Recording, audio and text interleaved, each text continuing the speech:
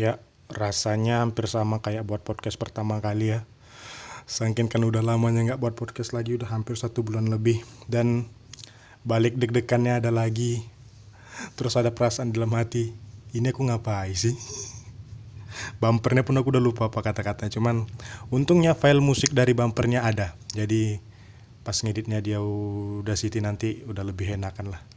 Setidaknya nggak jauh kali lah bedanya dari podcast yang sebelumnya. Dan by the way, selamat Idul Adha.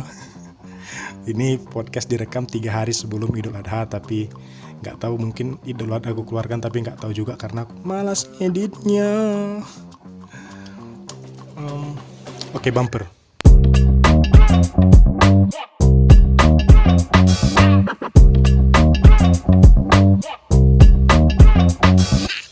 Ya, jadi seperti itu bumpernya. Sebenarnya buat podcastnya ini berusahanya itu mau buat podcast yang ada isinya lah, karena udah terlalu banyak podcast yang hahaha. Jadi niatnya hari ini mau buat podcast yang ya kayak pembahasanku sebelumnya lah, tentang diri sendiri. Sesuai judulnya mungkin aku akan buat tentang bukunya Dalai Lama, tapi Dalai Lama cuman belum siap ku baca, jadi setengahnya aja dulu lah. Setengahnya lanjut di podcast selanjutnya. Bukunya Bunda Nunggo nggak aku baca, baru setengah paling ku baca. Kenapa aku mau buat podcast yang judulnya seperti itu? Karena beberapa waktu yang lalu seseorang teman lama gitu kayak nelpon curhat lah. Aku udah sarjana tapi belum dapat kerja. Terus aku nanggapinya main-main gitu. Mungkin dia tersinggung atau gimana, dia bilang, mau sampai kapan sih mau hidupmu hahaha terus, nggak capek apa, nggak bosan mau hidup dengan hahaha? Sebenarnya aku bukan mau hidup dengan hahaha ya, aku juga punya masalah dan ya nggak aku nampakkan aja gitu. Itu makanya aku buat podcast tentang Henry Manampiring itu yang semalam. Dan hari ini juga mau buat podcast tentang The Art of Happiness yang bukunya baru setengah aku baca, karena kayaknya gak ada gunanya kita nampakkan kita itu lagi ada masalah gitu, karena orang juga sebenarnya gak mau tahu tentang masalah kita, mereka hanya kepo. Kalian pasti sering dengar kata-kata itu di Instagram. Masalahku juga banyak men, hidupku juga punya masalah, cuman ya aku punya punya pendirian mungkin atau apalah. Masalah hidup itu dijalani, bukan dipikirkan. Paling utama dari hidup itu adalah jalani aja dulu. Kalau kita terlalu banyak mikirkan ya hidup kita nggak jalan-jalan gitu. Ya stres jadinya, masalahnya juga nggak selesai, kitanya jadinya stres. Makanya jalani aja.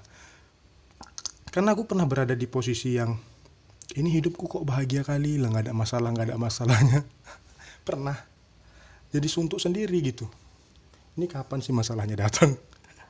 Dan nggak enak men, hidup dengan terlalu mulus itu. Makanya mungkin kalian nengok orang yang udah kaya, misalnya udah punya harta, udah punya tahta juga, udah punya istri cantik, nanti dia selingkuh terus rumah tangganya berantakan. Ya itu karena hidupnya terlalu lempeng, mungkin dia butuh masalah gitu. Sebenarnya istrinya jauh lebih cantik, cuman dia milih selingkuh sama perempuan yang burik, mukanya kayak kecoa, kayak ludah dajal gitu. Mungkin deh mau nyari sensasi, punya masalah aja. Bukan berarti aku tuh nggak punya masalah, ketawa-ketawa. Aku nggak mikirkan masalahku pikirkan juga. Cuman ya orang nggak harus tahu gitu tentang masalahku apa. Ya udah, itu tentang diri kita sendiri gitu. Dan banyak juga orang yang masalahnya itu harus karena dirinya sendiri gitu, kayak anjing lah aku hidupku gini-gini aja, tapi dia merasa punya kewajiban untuk ngasih tahu orang kalau dia lagi bahagia gitu. Itu yang sebenarnya bermasalah. Di buku Dalai Lama dia bilang gini, kita harus bedakan yang mana kebahagiaan dan yang mana kesenangan. Kesenangan itu adalah hal yang membuat kita bahagia, tapi ada penyebabnya. Kalau bahagia hanya bahagia. Kita bahagia tanpa ada penyebabnya. Hidup dengan tenang segala macem. Dan ini nyambung sama teoriku yang sebelumnya, tentang tentang prinsip hidupku yang sebelumnya gitu. Kayak the greatest feeling of the winning adalah ketika aku merasa Udah, aku nggak perlu orang tahu aku bahagia, nggak perlu buktikan diriku ini siapa. Yang penting aku tahu fashionku di mana, nafsuku di mana, dan aku compete di situ aja. Dan persetan dengan orang yang bilang, karena orang nggak butuh tahu kita lagi menderita, orang nggak mau tahu kita lagi senang, ya bodo amat. Nggak ada gunanya juga mengekspos tentang apa yang ada di diri kita gitu. Ini adalah salah satu orang yang termasuk apa ya? Yang termasuk kalau nanti di hari tuaku harus cerita tentang kanak cucuku, mungkin aku akan ceritakan orang ini sebagai pembelajaran. Dan beruntungnya dia ada di podcastku sebelumnya tentang kesendirian. Ini kejadian waktu aku PKL 1. Dia satu PKL sama aku gitu, suatu tempat praktek kerja lapangan. Mungkin di kampus kalian PPL lah, pengabdian masyarakat, whatever. Terus dia ini di postingan Instagram ya. Di zaman sekarang ini kita ketika ingin tahu tentang karakter seseorang, kita gampang. Kita buka aja tentang Instagramnya atau sosial media yang dia punya, dan kita akan tahu dia orang seperti apa. Oke? Ini orang di kelas kami dia mungkin termasuk orang yang paling kaya gitu, tapi di postingan dia cuma ada 3 postingan. Postingan mobilnya, satu dia foto mungkin karena habis dicuci atau apa, terus dia selfie di bus gitu, dan terakhir dia posting tentang Bali. Dan dia kalau punya story itu selalu tentang dia share lagu metal yang dia suka. Dan ini tuh membuat aku ini orang kayak gak punya kehidupan, karena banyak orang yang kita tahu apa-apa diposting, terus nanti beli ini diposting, ya. Dan itu normal di zaman sekarang gitu. Dan waktu PKL 1, pas kami lagi bosan di tempat PKL kami juga nggak ada jaringan, iseng lah buka-buka laptop dia, dan dia sebenarnya dia nggak izin, cuman kami rampas. Terus kami pergi ke buka-buka file galerinya dia gitu. Dan ternyata dia adalah orang yang udah jalani satu Indonesia ini, Pak. Bahkan dia jalan-jalan itu ke luar negeri, tapi itu nggak pernah diekspos sama sekali. Kami terkejut gini. Kami buka file, ini di mana? Ini di Toraja, ini di mana? Ini di Bali, ini di mana? Di Lombok, segala macam. Dan dia nggak pernah cerita itu. Dan aku gini, kenapa dia nggak pernah posting? Ini anak sangat berbeda sama orang-orang pada umumnya, yang apa-apa harus diposting, apa-apa harus tahu orang. Dan sejak itu aku kayak belajar. Dia bilang, aku tanya, kenapa kau nggak pernah posting dan segala macam? Dia bilang, aku tuh foto untuk aku kenang di hatiku sendiri, dan ketika aku posting dan beritahu ke orang luar aku udah pernah kemana aja, orang akan tahu sepak terjangku sebatas mana. Tapi ketika aku diam dan orang tahu di belakang kayak gini, itu akan jadi hal yang keren. Dan aku sedikit terapi tentang hal-hal itu, kayak ngurangin postingan tentang jalan-jalan, tentang makan di tempat mewah, dan beruntungnya berhasil gitu. Aku juga nongkrong untuk orang yang ekonomis seperti aku, mungkin Starbucks itu ada hal yang mewah. Kadang di awal bulan ikut sama dia nongkrong dan gak ku foto-foto, dan bisa juga lama-lama membiasakan diri untuk gak hidup terlalu mewah di Instagram gitu. Jadi kalau aku di Instagram itu posting yang lucu-lucu aja gitu, orang gak perlu tahu aku tuh udah pergi kemana aja, dan aku tuh udah makan di tempat enak seenak apapun. Dan itu membuat aku jadi sedikit bahagia, jadi orang bahagia pun malah, karena ketika orang cerita gini-gini, aku udah pernah gitu. Terus orang tuh kayak nanya, lu kapan kau makan di situ, atau kapan kau pergi ke tempat itu gitu, kok kami nggak pernah tahu. Dan aku bisa ngejawab dengan cara yang keren gitu. Ya maaf kalau ini cuman tumbuh di kepalaku aja, aku hidup dalam kepala, cuman aku ngerasa aku tuh keren kalau bilang, ya kan nggak mesti kalian tahu.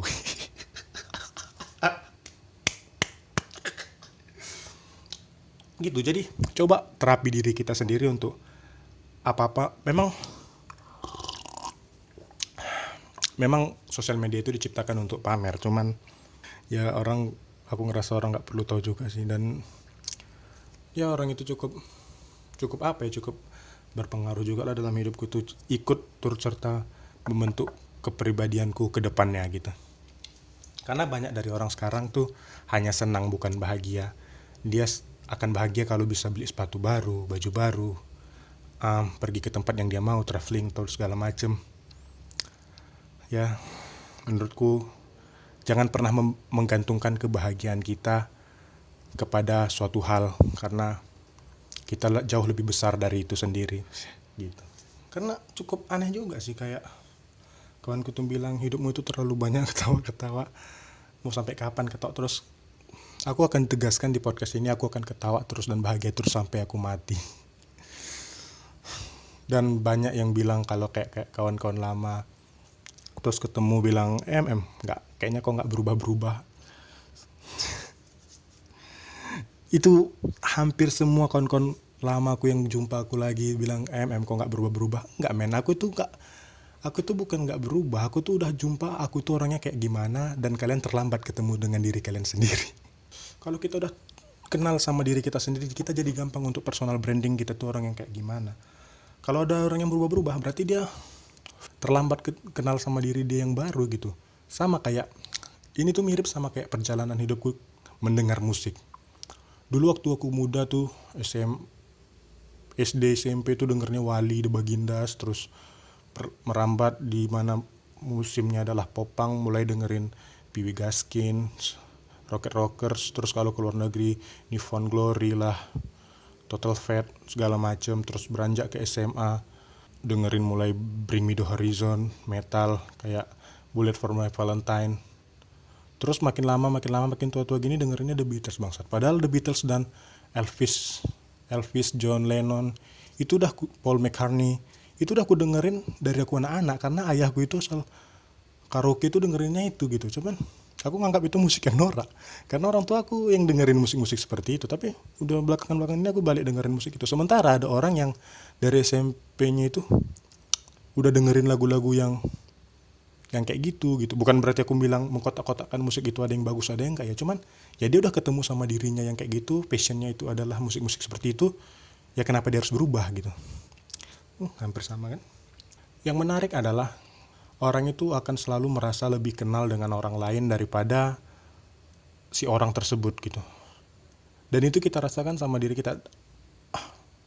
Yang paling jelas karena aku adalah anak paling besar dan punya 3 adik. Ketika nasihatin mereka tuh aku ngerasa dan itu terasa loh. Kayak aduh, kalau setiap aku nasihatin orang itu terus kayak ngomong sendiri dalam hati. Jago kali kok kalau ngomong. Dan sialnya hidup itu memang kayak gitu bro. Kita harus siap sama harus siap bertemu dengan orang yang jauh seolah-olah kenal sama kita daripada diri kita sendiri gitu. Dan kenapa aku ini aku mau ada sih kalimat-kalimat yang ketika aku buat podcast tuh kayak gitu. Kenapa aku masih mau buat podcast walaupun udah malas belakangan ini. Terus tiap malam kebok mimpi harus buat podcast lah besok harus. Jadi itu ada teman, karena aku kan anak pertanian ya, dan lebih spesifiknya tuh ke sektor perkebunan. Dia udah kerja di perkebunan sana lah, di tengah hutan sana mungkin. Jadi profesinya itu kerjaan di mana yang sibuknya itu cuma jam 5 pagi briefing anak buah dia, terus habis itu dia akan hidup dengan deep dan dark dan gloomy, suntuk lah. Terus dia bilang buat podcast lagi lah, karena pas aku bosan dan suntuk di tengah perkebunan sana, aku bunuh waktunya itu dengerin podcast kau. Dan aku di situ ngerasa kayak rupanya hidupku ada gunanya juga. Ya, itu yang mendasarin aku, walaupun dia cuma satu orang yang bilang gitu, yang lain pada menghina, mengejek. Terus ada lagi yang bilang, ini udah pernah aku sampaikan di podcast mungkin, dia ngemail gitu kayak, bang ini aku gak kenal ya yang orang siapa, dengerin podcastmu asal mau pergi kerja di mobil gitu. Wah itu sih bagian, dan bahagiaku itu hal-hal yang seperti kayak gitu-gitu aja sih, kecil-kecil gitu aja sih, gak mesti harus pergi ke tempat yang mewah dan segala macam. Karena kebanyakan orang sekarang itu kayak menggantungkan kehidupan.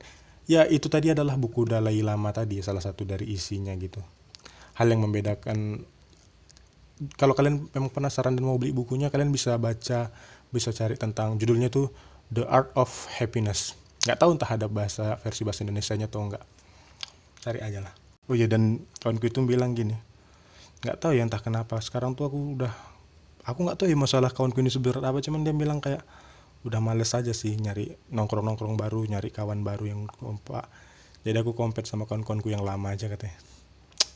Percayalah, ketika kau sama usia dengan saya, siapapun kau di luar sana, kau akan masuk ke usia di mana udahlah tai lah nyari kawan sebanyak-banyak. Dulu aku tuh mikir, aku nggak peduli mau punya uang sebanyak-banyaknya, yang penting aku punya kawan sebanyak-banyak. Sekarang tai.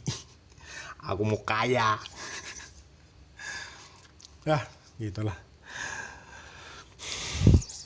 Dan mudah-mudahan di podcast selanjutnya buku Dalai Lama ini udah siap aku baca, jadi aku bisa bawakan tentang podcast itu juga. Kan entah kenapa tentang mental baja itu sekarang itu jadi sesuatu hal yang penting. Nama saya Tem Sandi dan thank you.